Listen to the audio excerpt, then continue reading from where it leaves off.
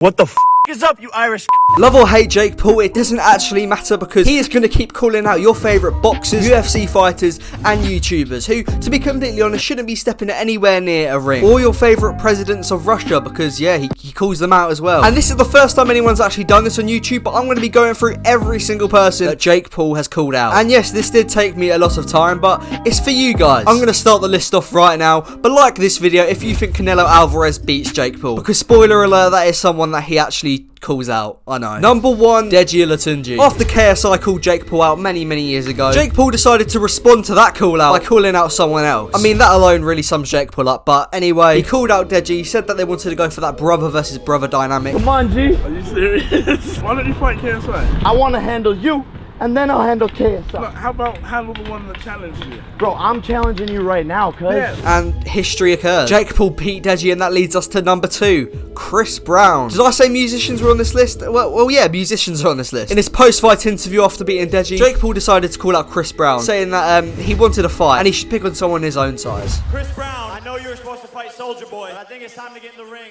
with someone your size. I mean, that call out really got nowhere, but it leads us on to number 3, Soldier Boy. Another musician, and to be completely honest, I don't really understand how the mind of Jake Paul works, but he called out Soldier Boy to fight and actually confronted him. I want to box at Soldier Boy. You told me pull up, I'm pulling up. I told you I'm not scared of that, bro. Obviously, this fight never happened. Number 4, FaZe Banks. I forgot to mention, this period of Jake Paul is YouTubers, and if you guys don't really care for any of these YouTubers, I'll give you a timestamp in which you can go on to watch him call out people that you probably might know. But yeah, we obviously know Jake Paul and FaZe Banks had a long history of beef, spanning from diss tracks and women abuse. But yeah, this fight was in talks, and Jake Paul made a video calling out FaZe Banks and warning him of the hands that he would supply him with. FaZe Banks. I want to fight him. So FaZe Banks, bro, I'm publicly calling you out now. Are you gonna back down, bro? Number 5 is Joe Weller, the guy who took a loss to YouTuber KSI. Joe Weller was just going about his day asking who wants to make content. Jake Paul called him out through a tweet and said, let's fight. The fight happened, and Jake does what he usually does with most of his opponents, puts them on the floor, ridicules them and uses them for content. And I'm trying to think of something else that he does with them, but that's really it. Number 6, FuziTube. Yes, you heard that right, FuziTube. The guy who took a horrible loss to Slim and then an even more horrible loss to Deji. At one point, Jake Paul was discussing fighting FuziTube. This is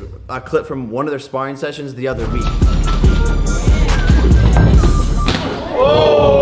This fight is going to be entertaining. Obviously, Fuzi was fighting Slim, and afterwards, him and Jake Paul were going to fight. But after he did take that loss, Jake Paul just decided to clown him. Number 7, FaZe Sensei. We all know FaZe Sensei is a good fighter, and this is someone Jake Paul called out to kind of prove himself. Vitali. Obviously, nowadays, you've seen Vitali in the ring. He's not that great, let's be honest, but while reacting to KSI versus Logan Paul 2, and seeing that Vitali actually got into a fight there, Jake Paul called him out as well and told him that muscles don't win fights, which is true. Oh, they want to fight. Vitaly, you would get up though. Like, you don't know how to fight, and muscles don't fight. And Nissan Gibb. I mean, technically, the Nissan Gibb was calling out Jake Paul from the start, but then it got to the point where Jake Paul called him out. He made a tweet about it, and then shit went down. Obviously, after beating Gibb, this leads us on to KSI, who Jake Paul decided to call out. I mean, it took him a while, but he finally wanted a fight. This obviously happened at the wrong period of time, but regardless, Jake Paul called him out. KSI's next. Where's that pussy at? KSI is gonna get clocked next. I didn't have to win. I didn't have to win by 2 points. A call out which was quite weird and very unexpected was Logan Paul. Basically, this has always been in the equation, but Jake Paul cemented it by including him in a post where he was just calling out people to fight. Welcome back to everyone who decided to skip to this point in the video, and someone who was included in this post was the one and only Dylan Dennis. This stemmed a long rivalry between him and Dylan Dennis, but because it's Dylan Dennis, they obviously never fought. Austin McBroom was included in this post as well, the guy who beat Bryce Hall but lost to an Nissan Gibb. It's kind of poetic because Jake beat Gibb and Gibb beat Austin and Jake called Austin out, but yeah, okay, let's carry on. And then we get to Nate Robinson. In videos, Jake Paul was calling out a certain NFL player, which people weren't too sure who it was. And then it was revealed Jake Paul was fighting Nate Robinson. And as soon as it was revealed, Jake just went crazy. He was trying to chat so much shit on this guy. I let you talk. I don't give a fuck what you did. I let you talk. I really don't give a fuck what you did. And then we saw one of the most beautiful KOs I think my little incy eyes have ever seen. Now that Jake had knocked out a sportsman, he decided that it was time for the UFC fighters to go down. So in a massive YouTube video, he decided to call out Michael Bisping. He made fun of his prosthetic eye. Michael Bisping here, and Jake Paul, I'm watching you. And this is one of those ones which carried on for quite a while. Both men went back and forth, but it's never really going to happen because of the state of Michael Bisping. Then we got Ben Askren, the guy who got KO'd by Jake Paul in the end. But after knocking out Nate Robinson and making hints that this fight would actually happen, he included Ben Askren in this video, basically knocking him for that infamous knockout. You got knocked out in 5 seconds by Jorge Masvidal. Do you last longer in a fight or longer in bed? In bed. Nick and Nate Diaz. Jake Paul included these two and decided to call them out. And he didn't really diss them. I'm not really sure what he did here. He just impersonated them. Got a bit high in the process because if you're impersonating the Diaz Diaz brothers, you can't not get high.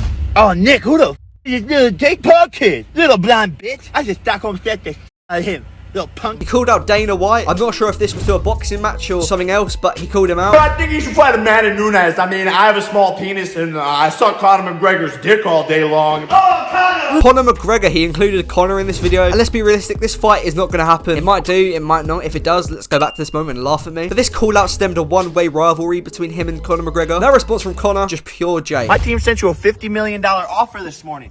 $50 million cash. Proof of funds. The biggest fight offer you've ever been offered, but you're scared to fight me, Connor. Who the f is that guy? I wipe my ass with 50 million, Dana. Fool!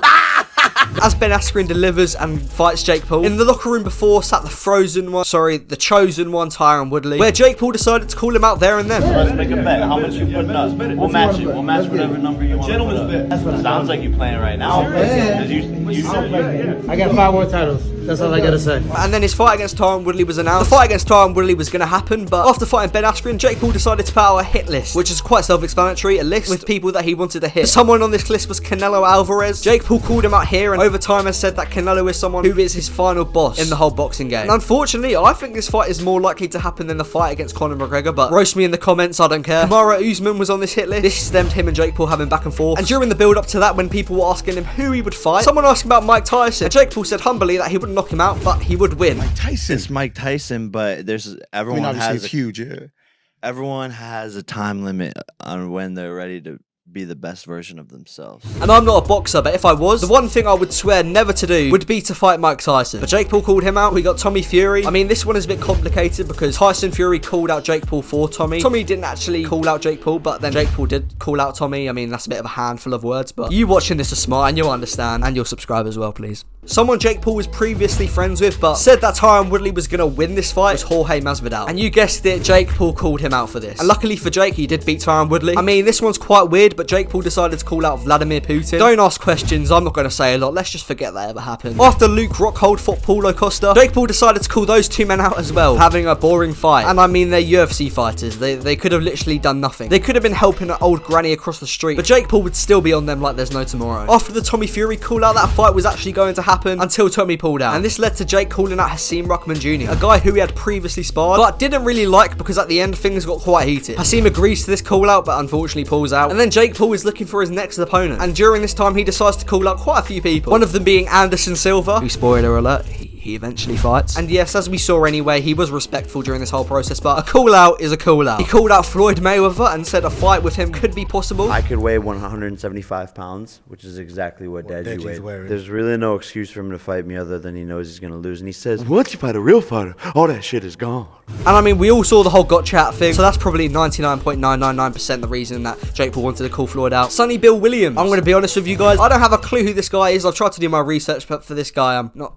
too sure. Apparently he was a rugby player turned boxer, so fair play to the guy, but Jake Paul decided to call him out as well. Whilst he was on the Full Send podcast, he was asked would he fight Khabib, and like Anderson Silva, he was respectful, but again, a call out is a call out, and he said that he would fight Khabib. I have so much respect for him. Khabib's dope. I wouldn't troll him. You wouldn't troll him at all. I'd be like, you're the best, but let's fight. Forget that though, because the fight with Anderson Silva got announced, and during the build up to this, a guy called Andrew Tate was building up his career, which was eventually going to get cancelled. Another spoiler, but Jake Paul said that he would knock him out as well. Me versus Andrew Tate. What you mean you versus Andrew Tate? Because what I'm saying is that Andrew, if my brother doesn't f you up, I will. And it has to go down. Let's go back to the KSI thing. A couple call outs later, Jake Paul was still asking to fight KSI, but because of KSI's silence, which has recently been answered with a loud vamos, Jake said that instead of fighting KSI, he would fight his trainer, Vidal Riley. I mean, let's not joke around. Vidal Riley would snap Jake Paul in half, eat him for breakfast, lunch and dinner, and then make another song with JME because it would be so easy. So I think it'd be funny, prove to the world that I'm better